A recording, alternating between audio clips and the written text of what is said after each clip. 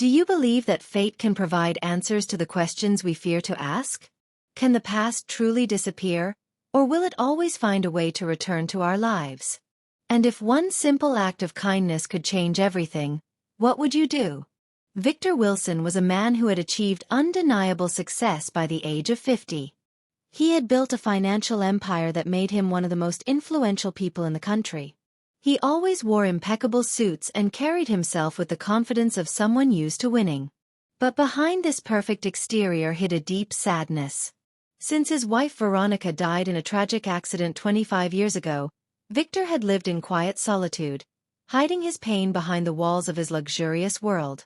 On this cold, rainy night, Victor, as usual, went to the cemetery to visit Veronica's grave. These weekly visits were his only comfort, the only moments of peace in a life filled with emptiness, despite all his wealth. As he crossed a busy street, he noticed something unusual.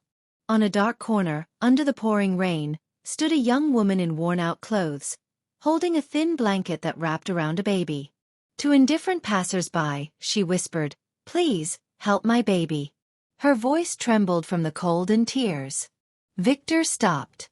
He usually remained indifferent to the people around him, accustomed to his isolated life, but this time, he couldn't walk away. Something in her eyes, in her hopelessness, caught his attention. Perhaps it wasn't her plea, but the way she held the baby, protecting him from the rain. He reached into his pocket and pulled out a large sum of money, handing it to the woman. "Buy him food and find a place to warm up," he said calmly, controlled. The woman looked at him with disbelief, as though she couldn't believe anyone had noticed her. "Thank you. Thank you so much," she murmured, accepting the money with trembling hands. Just as Victor was about to leave, he heard her softly say, "Veronica always said there were still kind people in the world." The name struck him like thunder. He froze, trying to process what he had heard, but he didn't ask. He simply continued on his way, yet something in his chest tightened, leaving him with an odd sense of unease. The night felt endless for Victor. Despite all his efforts to focus on work, something inside him wouldn't let go. The woman on the street, holding the baby, wouldn't leave his mind. But what troubled him the most was the name. Why had this beggar mentioned the name of his late wife? The next morning, as every week, Victor went to the cemetery. He always brought a small bouquet of white flowers, Veronica's favorite, and placed them next to her gravestone, where her name was elegantly engraved. For Victor, these were the only moments when he felt closest to the woman he had deeply loved and lost so suddenly. As he approached the grave, he noticed something unusual. A familiar figure was kneeling before the tombstone, hunched over, still holding a child in her arms. It was the same woman he had helped the day before. Victor froze for a moment. What is she doing here? Questions buzzed in his mind. He quickened his pace, filled with curiosity and concern. When he got closer, he heard the woman whispering, "Thank you, Veronica. If it weren't for you, I wouldn't be here." Her voice trembled with emotion. The baby, wrapped in a thin blanket, slept peacefully, unaware of the world around. "What are you doing here?" Victor asked, interrupting her. His voice was firm, yet full of confusion. The woman looked up, and he saw her eyes were full of tears. For a moment, she froze, as if not knowing how to answer. Then she took a deep breath and said, "Veronica saved my life many years ago. I had no one, and she helped me, even when she wasn't obligated to. I just came to say thank you." Victor felt a cold shiver run down his spine. He had never known his wife had helped anyone in this way. Veronica had always been kind, but extraordinarily modest in her actions. He couldn't understand how his wife was connected to this woman. "How did you know her?" he pressed, crossing his arms. His voice had become serious. The woman, clearly embarrassed, looked away. "It's a long and complicated story," she muttered, holding the baby tighter. Before he could ask more questions, she quickly stood up, as if preparing to flee. "Thank you for your help. I need to go." Victor tried to stop her, but she was already hurrying away, cradling the baby in her arms. He remained standing by Veronica's grave, overwhelmed by a storm of emotions. Who was this woman, and why had Veronica never told him about her? The unease stayed with Victor as he drove home. Katie's words, as he now knew her name, echoed in his head. Who was this woman who thanked his wife, who had been gone for so long? And how was Veronica connected to her life? Back at the mansion, Victor went to his study. Among the documents and memories that had accumulated over the years, Victor found an old wooden box that Veronica used to keep important things. He paused for a moment before opening it.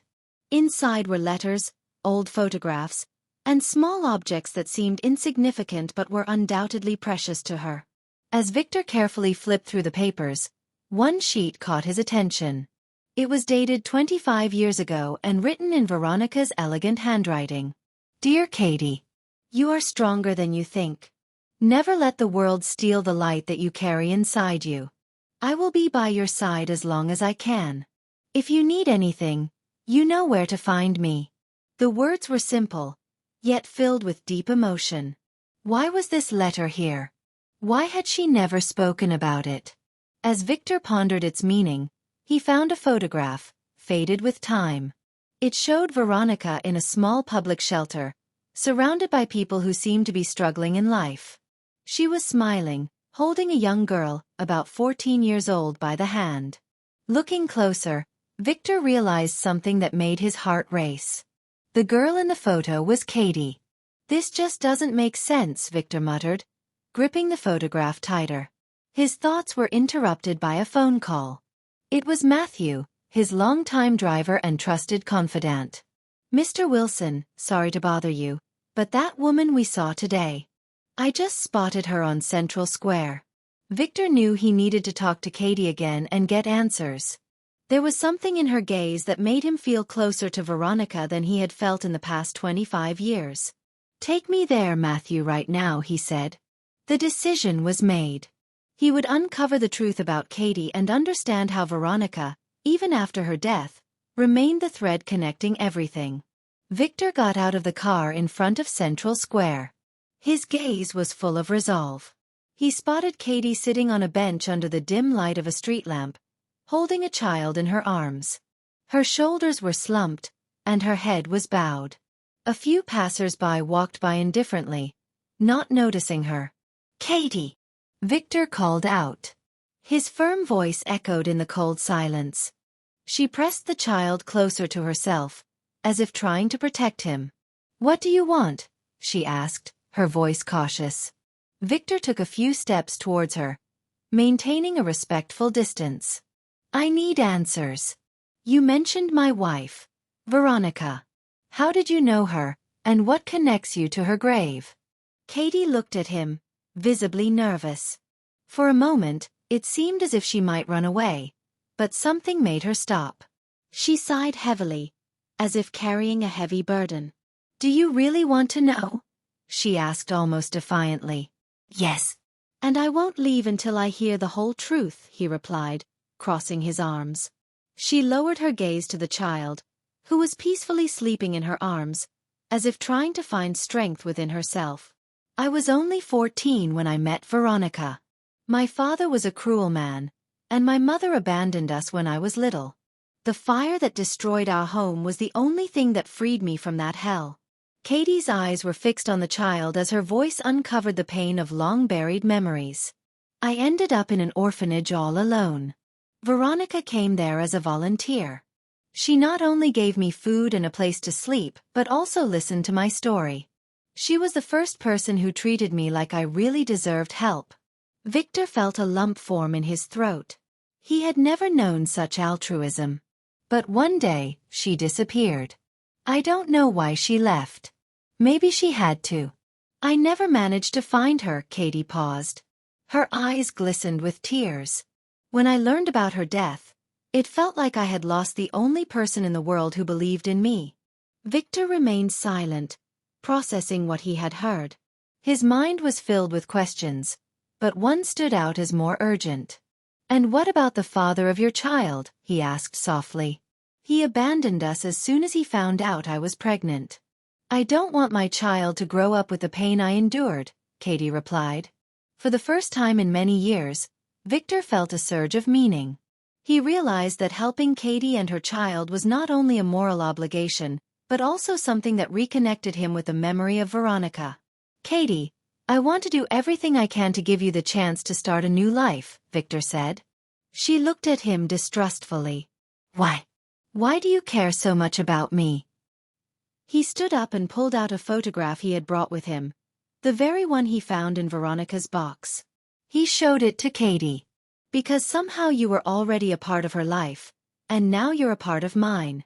Katie looked at the photograph, and tears rolled down her cheeks. The next morning, Victor couldn't sit still.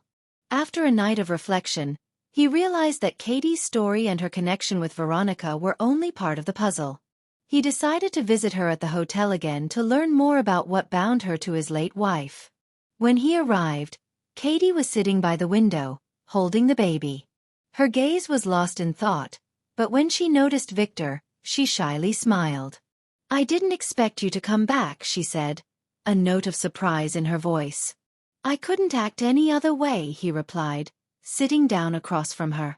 Katie sighed deeply and began to speak. I've already told you how Veronica saved me. But there's something else I've never dared to tell anyone. Victor leaned slightly forward, listening intently.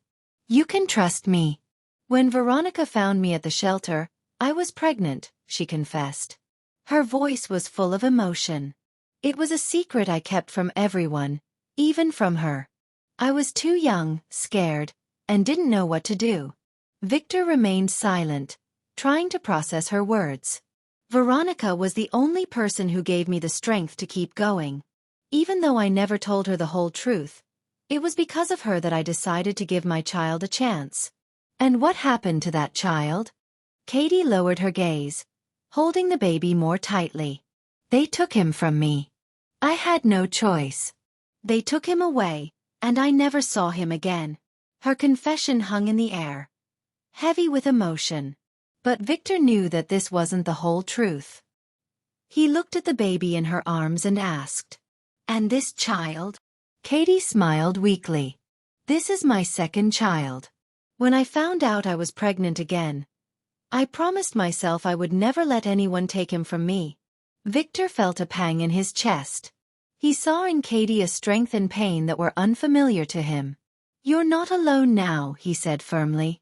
I'll do everything I can to make sure you and your child have a good life. Katie looked at him, her eyes filled with tears. Why are you doing this for me? Victor paused for a moment before responding. Because it's not only a way to honor Veronica's memory, but also an opportunity to fill the emptiness in my heart. However, Katie's story seemed incomplete. Victor decided to get to the truth and contacted his old friend Jacob, who worked as a private investigator. Jacob, I need your help with something very personal, Victor said on the phone. What do you want to know? Jacob replied, as succinctly as ever. I need you to find out everything about a woman named Katie. She lost a child many years ago. I want to know where that child is now and if it's possible to find him. It will be difficult, but I'll do everything I can, Jacob promised. While waiting for news, Victor couldn't shake the memories of Veronica. Her belief in the power of human connections had always stayed with him. She often said that even the smallest acts of kindness could create bonds that transcend time. A few days later, Jacob called with unexpected news. Victor, I found something. But I'm not sure you're ready to hear it. Victor swallowed, but responded firmly. I'm listening. The child that Katie lost was adopted by a local family. But, Jacob hesitated. There are records suggesting that he might be closer to you than you think. What do you mean? Victor asked, feeling a mix of curiosity and anxiety. I need more time to confirm this. But there's a connection involving Veronica's name. It looks like she played an important role in the adoption. She hid this from me? Why? And how is it connected to the woman who's now holding a baby in her arms? Victor wondered. Deciding that the answers could only come from Katie herself, Victor went to the hotel where she was staying. Katie, I need you to tell me the whole truth about the child you lost, he said, looking at her seriously. She froze, clearly scared. I've already told you everything I know. And Veronica? Victor pressed. She knew more than you told. Katie began to cry, unable to hold back her emotions. I never knew what happened to him. All I know is that Veronica promised he would be in good hands. Victor felt that the truth was closer than ever. But he also knew that every new detail was changing everything more and more. Jacob's words about Veronica's involvement in the fate of Katie's child strengthened his determination to know the whole truth. He knew the next step was to examine Veronica's personal archives, hoping to find the answers she had kept secret for so many years. Returning to his office, Victor opened Veronica's old box again. Among the letters and photographs, he found a document that seemed lost among the papers. It was an adoption agreement, signed with her name as a witness. His eyes quickly scanned the text until one clause caught his attention. The name of the adoptive family and, even more surprising, the child's date of birth. Victor felt a chill run down his spine. The date matched the time when Veronica had disappeared for several weeks many years ago without explaining anything to him. Back then, he thought it was a business trip, but now he realized she had a much more personal purpose. With his heart beating faster, he picked up the phone and called Jacob. Jacob, I need you to confirm one thing for me. The child that the Miller family adopted 20 years ago. He hesitated. Are they still alive? And what happened to the boy? Jacob responded quickly. Victor, they are no longer alive, they passed away a few years ago. But their son. He's alive and living here in the city. He's a promising young man who recently started working at a large tech company. Victor felt a wave of conflicting emotions. He needed to meet this young man. But how should he approach him? The next morning, Jacob called with news. The young man's name is Mark. He agreed to meet with you, thinking it's a business meeting. Excellent. I want to meet him as soon as possible, Victor said, trying to hide the excitement in his voice.